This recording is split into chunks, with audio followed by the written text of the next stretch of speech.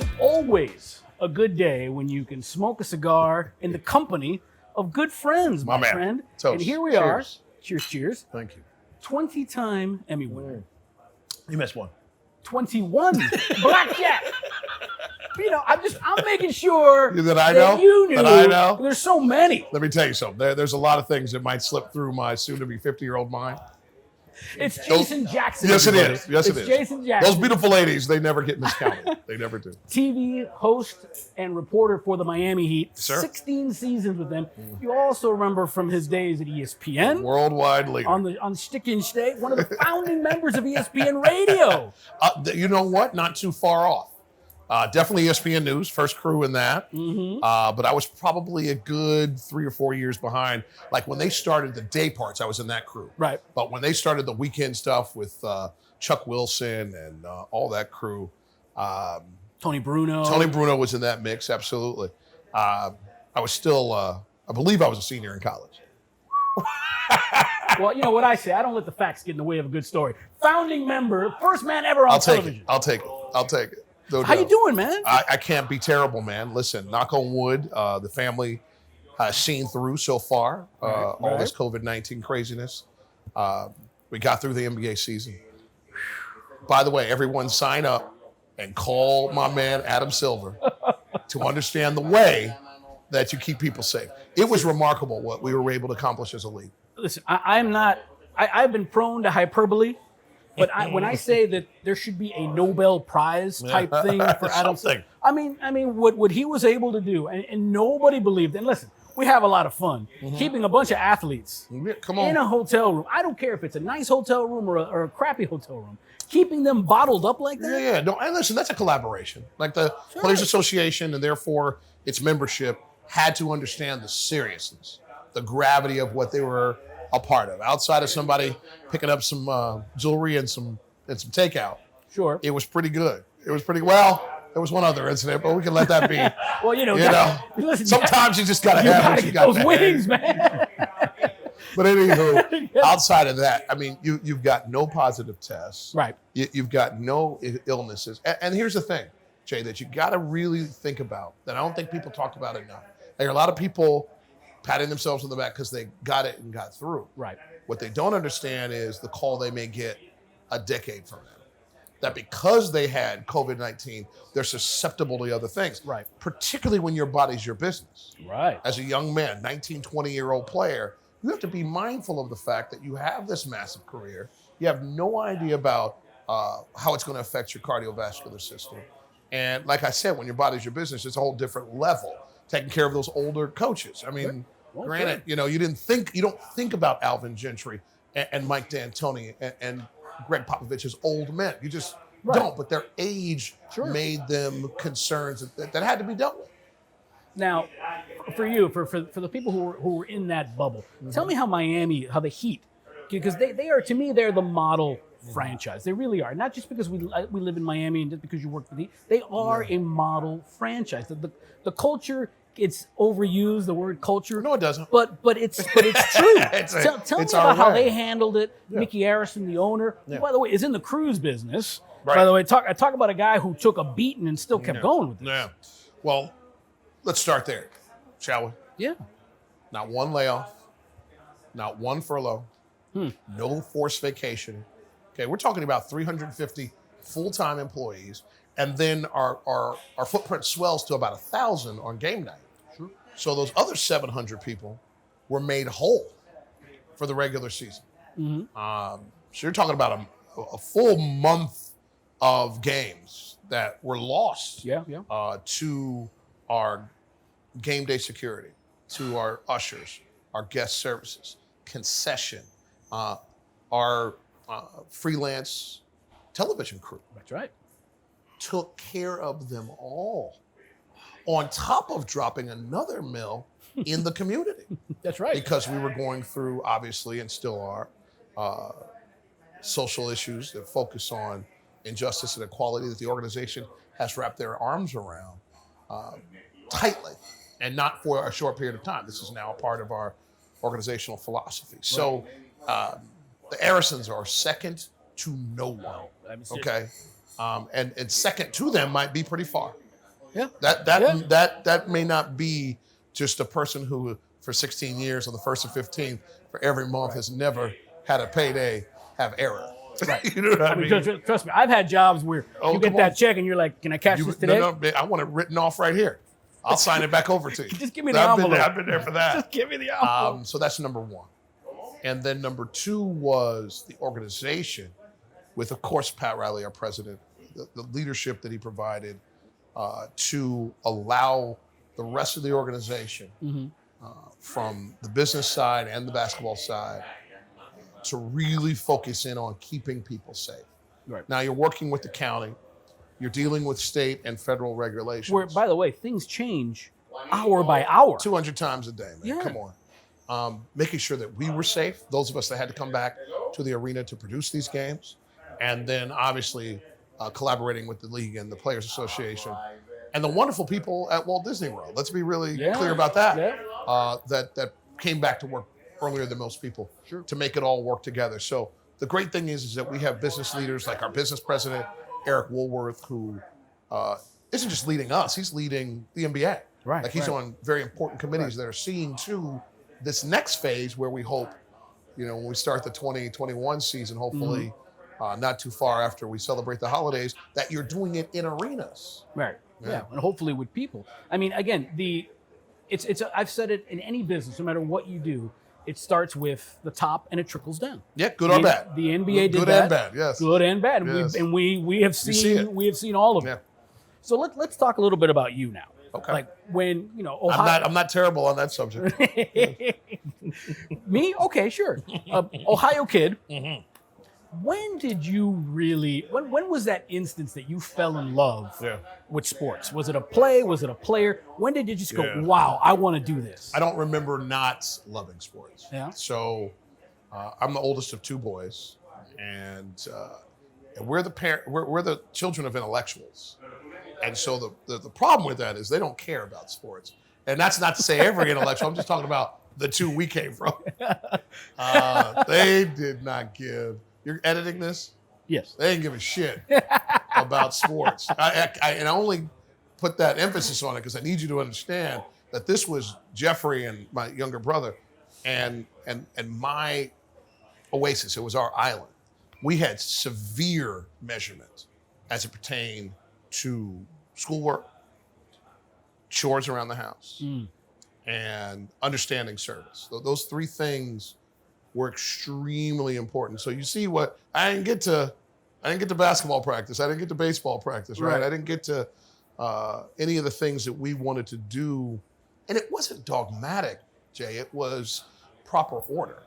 And when you are the children of people who were in the heart of the civil rights movement, they were both educators. My father diverted quickly. He tells a great story about understanding that he actually wanted some money. So he stopped teaching quickly. This is an English major. That's a whole nother story about our teachers. My mother was a school teacher for 33 years. Wow. My father sold information systems for the majority of his career and then became an executive at Cincinnati Bell. But academics were first, man. And so second on that list probably was our faith. And not in a way where people would think. We were devout and we spent a lot of time in church, but we were a fun family. I'll put it that way for you. Sure. Well, you could tell. There was a duality to our existence. We understood. It's a balance, We understood that we were forgiven already. But there still was a lot of time and a lot of service spent in that space. We make the joke all the time. For our entire childhood, we only saw the second halves of Browns games. Oh. We were in church all day. Well, they might have been doing you a favor with the Browns. No, not then. Remember, I started with the Cardiac Kids. So my first squad was the Brian Sipe, into Paul McDonald, and then the blessing of Bernie Kosar. Oh, Lord. What a great time to be in high school, middle school and high school when Kosar came from the U, a Youngstown kid, going from Youngstown to the University of Miami to the Cleveland Browns. How good is that? A little different. Yeah. A little different. And so that was probably the first love.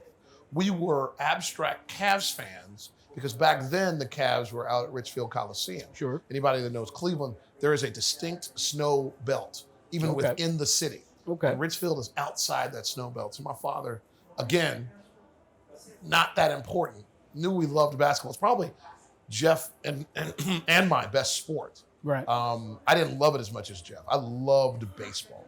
And I'm sure that'll come up a little bit later in some part of our conversation. It never escapes me. So, well, I know you're a big Reds fan. I mean, I was going to get to that. Well, let's Absolutely. Big Red Machine. You grew up a Big Red Machine era, huge. And rest in peace, Joe Morgan, the first of the great 8 to leave us. It's funny because I'll finish the chronological and stuff in a minute. That Big Red Machine, remember, it probably started about 72, finished about 79. Right. So that's my birth year through being 7. Right. So you thought playoffs was a birthright for you. You know what? Correct. However, I was too young to really when it really happens for you. Right. For us, and you're a little younger than I am, it's when you can really grab the sports page. Mm-hmm. It was when you were like, I can't wait to get to the Plain Dealer. I can't wait to get to the Cincinnati Enquirer just so I can see box scores. That's probably more 10, 11, 12. Yeah. And so we moved to Cincinnati in 85. President Reagan deregulated the telephone industry, and all the baby bells could be their own business and get from underneath AT&T. My father, who was at Ohio Bell, went the exact opposite direction, left Ohio Bell, went to AT&T, and was moved to the National Sales Training Center. He was going to teach salespeople how to sell. Always a teacher. Yeah, man. Always a teacher. But it was a horrible time. I was leaving 7th grade and going to 8th grade, so I was not ready. That real awkward age. Right. And my mom's people lived in Cincinnati, and that wasn't Arlene at the time. Right. And, even my mom didn't want to go back to Cincinnati, and I found out why later, which is nothing you want to get into in this particular episode. However, that's when I became a Reds fan.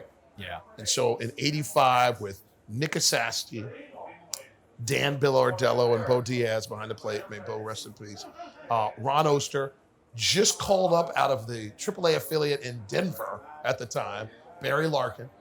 Young Barry. Third base, I think, it wasn't Sabo yet. No. I want to think it was still Buddy Bell.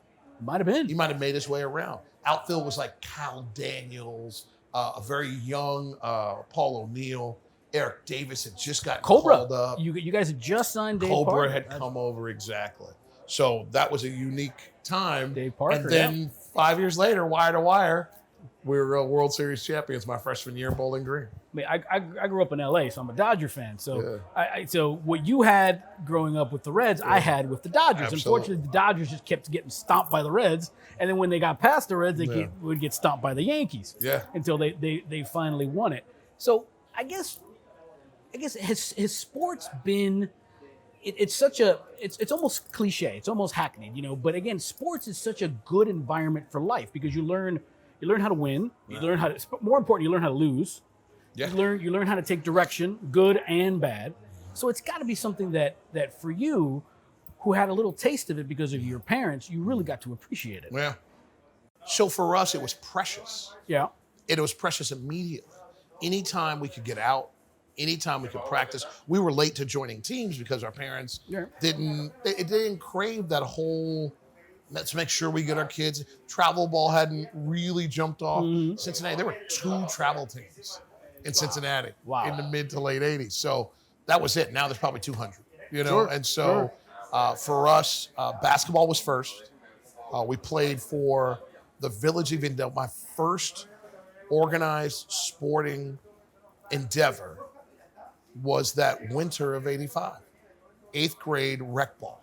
Because I didn't know anybody at middle school. I didn't want to go play there. And I was a really good player for that middle range. I was I think almost 5'10" by the time I was in 8th grade. So good solid 4. You know what I mean? Good power forward at the time. And my brother was this headband wearing 5'5" point guard who had to go home with me. So get me the rock. I had to hear about it. So give me the rock. I had to hear about it. So it was really cool that in the beginning we got to start our organized play together after all those years of just playing. Like we had so many kids in our little neighborhood in Cleveland Heights on the east side we could play pickup baseball. Yeah. And that was like, back then, you had to get on the phone. Right. Like you literally called everybody at the house. You had to look at the little notebook. Yeah. Timmy's number, and then Ed's number. and then we would talk, and we just knew where to be at what time every day. Right. And so there's like 20 kids. Like a couple kids had to sit the bench, you know what I mean? And come into the game. So we didn't really need like travel ball or rec ball. You had that. Until it became, kind of that thing in the mid to late 80s. So it was really cool, man. By the time we got to high school, we were probably behind in reps. And neither one of us were dominant high school players.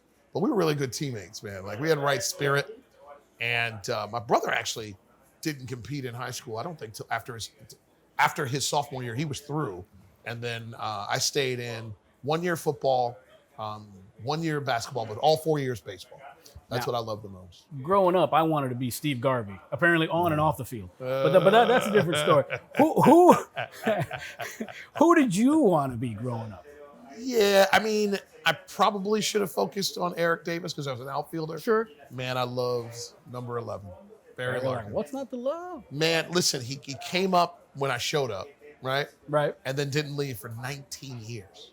Think about that. From Concepcion through Larkin.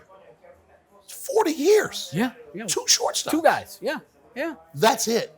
Like they didn't get hurt extensively, so no one else really played during those years. And I still to this day, I don't understand why the Reds didn't do one more year with Barry. Sure. There's a lifetime 300 hitter. We're going to hit 295. Yeah. Maybe he couldn't. Maybe there was a move to third. Maybe. Sure. But I think he still could have got to it.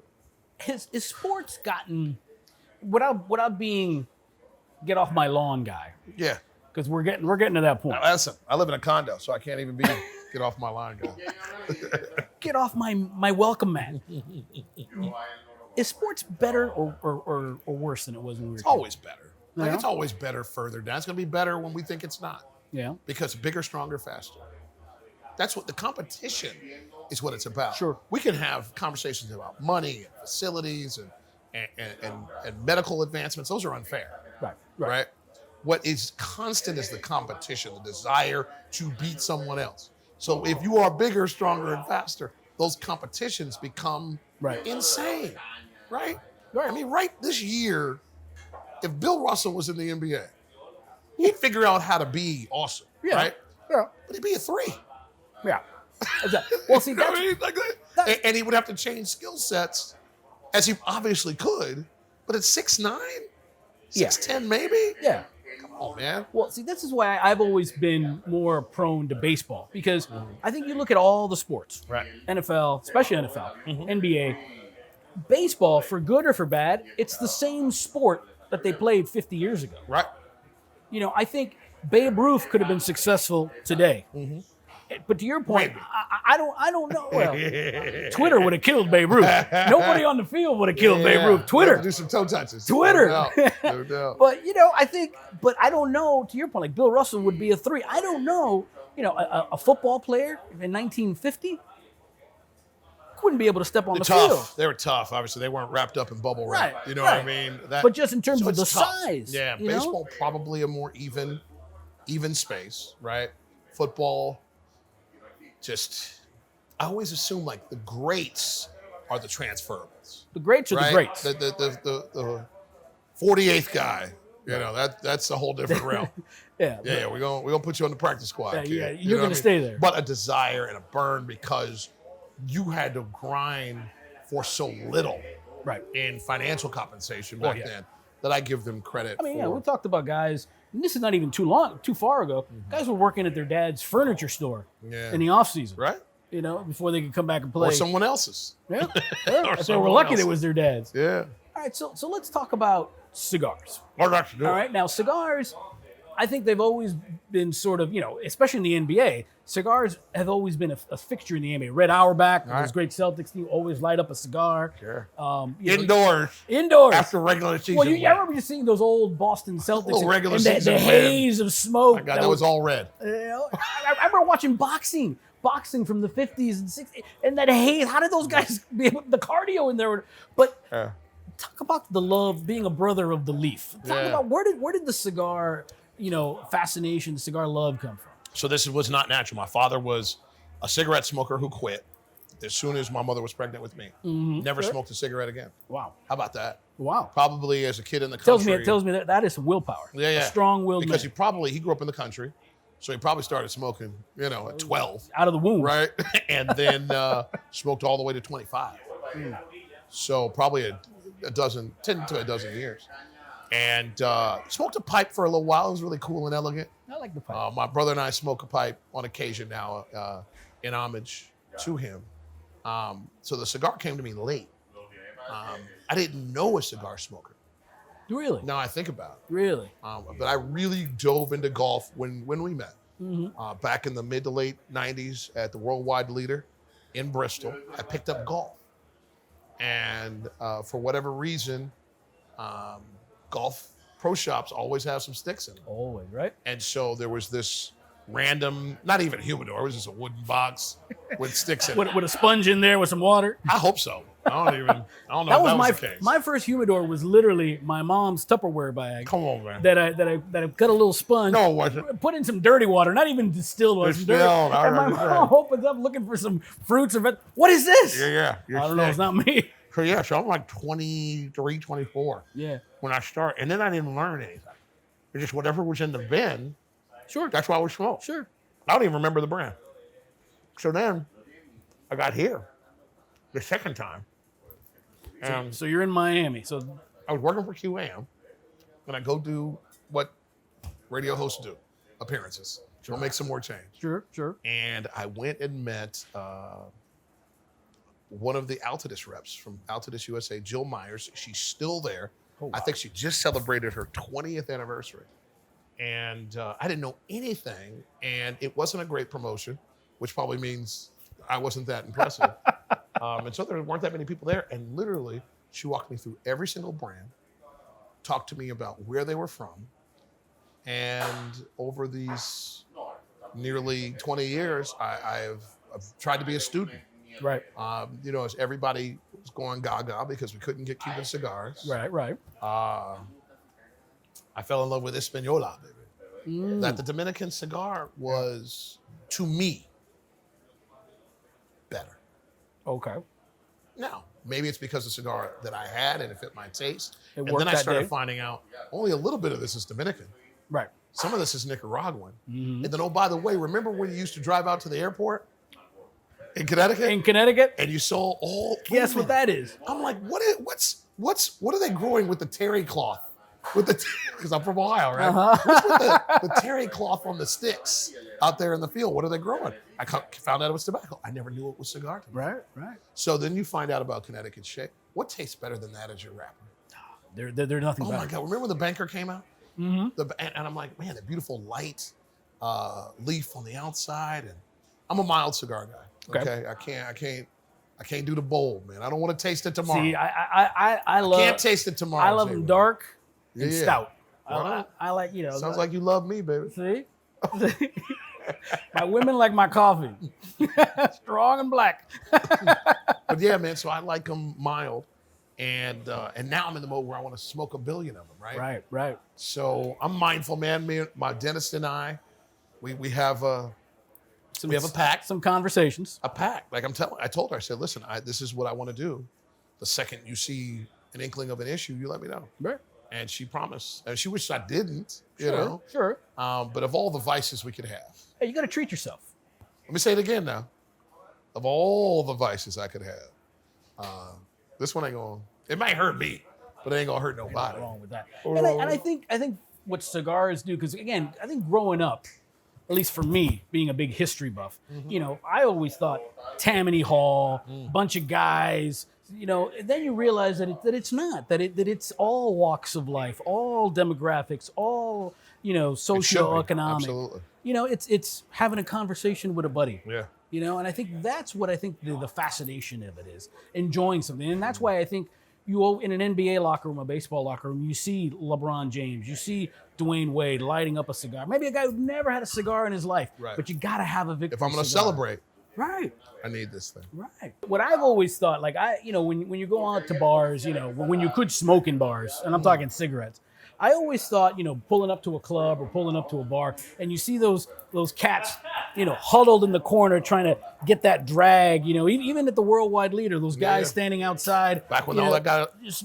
trying to get those 15 outlawed indoors, man. Yeah. And then I thought to myself, this is an adventure. This is a conversation. This is enjoying your day, decompressing, having a social time, and I think that's the beauty of it. And the next layer of it is, while that's the best, it also is a sweet solitary moment.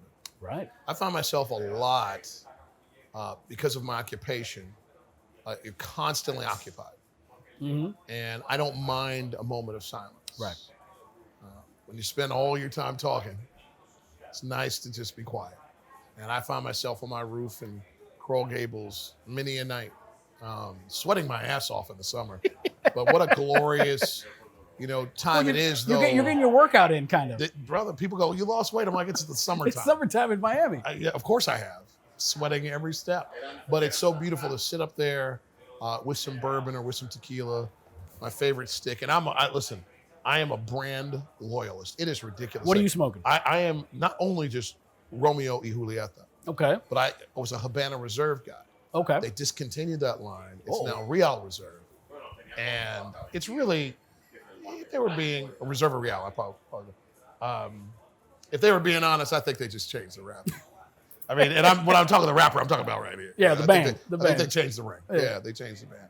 And so it's just something about it, man. I'll smoke. There's a familiarity to it, right? It's an old friend. It's my thing.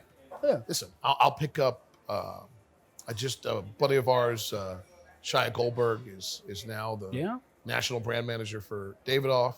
So he stuffed a number 3 in my pocket the other day, and I wasn't mad at him. No. Right? No. But 9 times out of 10, you'll see me with a Monty. That's the 10th time, and then the other 9 times you'll see me with a Romeo y Julieta. Yeah, I'll leave you with this. We were tasked with Wizards edition of MJ, going around for his last hurrah, like the last hurrah. And a bunch of us got sent out. We had to submit our MJ moment. Okay.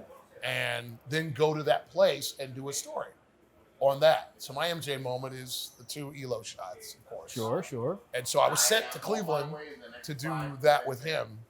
And he referred to me by name, and I think I wept. Like, one of the great tricks for any young athlete out there, when someone's interviewing you, to endear yourself to them as you answer their question, say their name and then answer their question, putty in your hands. They're yours now. He hit me with one of those. And as he's walking away, he gave me that MJ backhand smack on my thigh on the way back by me. Oh, boy. Jason, great to see you. Boom. After he did the whole answer thing that made me cry. And in my infinite coolness, in my ability to handle that situation, I spun around and said, hey, Stewart said hello. Of course, talking about Stuart Scott. Yeah. Stewart did not say hello. That's all I could think of. That's all I came up. I love you, MJ. That's all I could think of. I love you, MJ. Short of that. All I can think of is, hey, your boy from Carolina said hello. MJ and Stewart were at Carolina at the same time. Oh, yeah. So they knew each other very well. But that's what I came up. All right, I don't know if I ever told Stewart that story, so he's heard it now. My man. My man. My man. Well, listen, he's oftentimes the first voice you hear and the last voice you hear on every Heat broadcast. And Yes, sir. you talk about making smile and blessed. We're blessed, and I'm blessed to have you as a friend. My man.